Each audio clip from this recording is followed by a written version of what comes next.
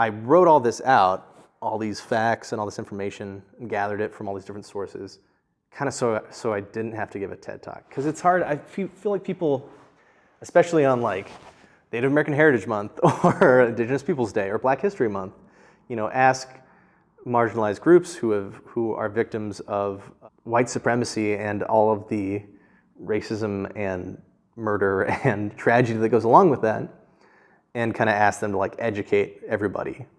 Everything that I got is easily accessible. It's a library book, it's a PBS documentary, it's a podcast, so I'm going to tell people that I'm here to teach people how to wheat paste and do a big community kind of project. I'm here to share a little bit about my family history and kind of like explain those parts of it. But I kind of wrote all this down so that people could learn during the process and go read these facts and pick out which one speaks to them and take that and cement it on the wall and kind of cement it in their heads a little bit too, The reason why I've focused so much on like Nicholas's story, not just because like I was able to like access a lot of this information and fill in pieces that like family stories and history like couldn't quite fill, is that it was like that's like the point.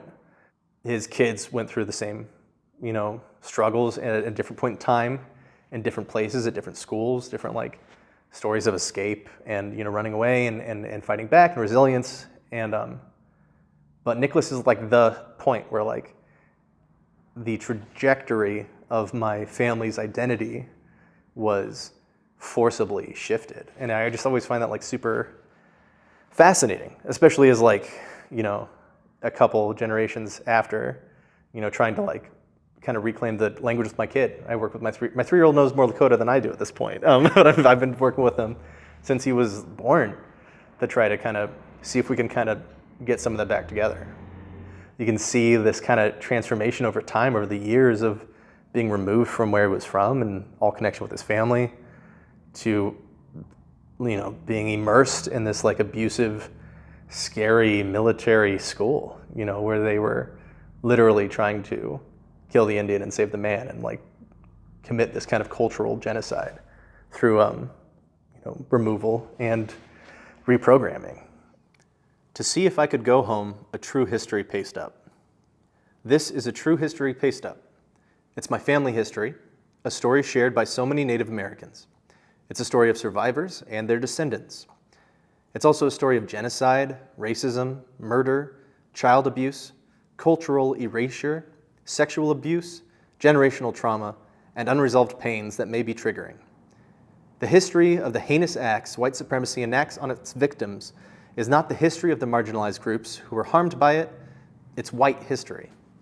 And the story of Indian boarding schools in America is a dark one, ironically omitted in most US educations. The stories of resilience, defiance, and survival against insurmountable odds are Indigenous history. This true history paste up is about my great-great-grandfather, Nicholas Rouleau, his classmates, and the school that brainwashed him and took his hair, culture, religion, and identity, and robbed my family of so much, though we are still here. This project seeks to heal through art, community engagement, and education. While tackling issues of immense weight, may we share and learn together in a good way, with good hearts and open minds.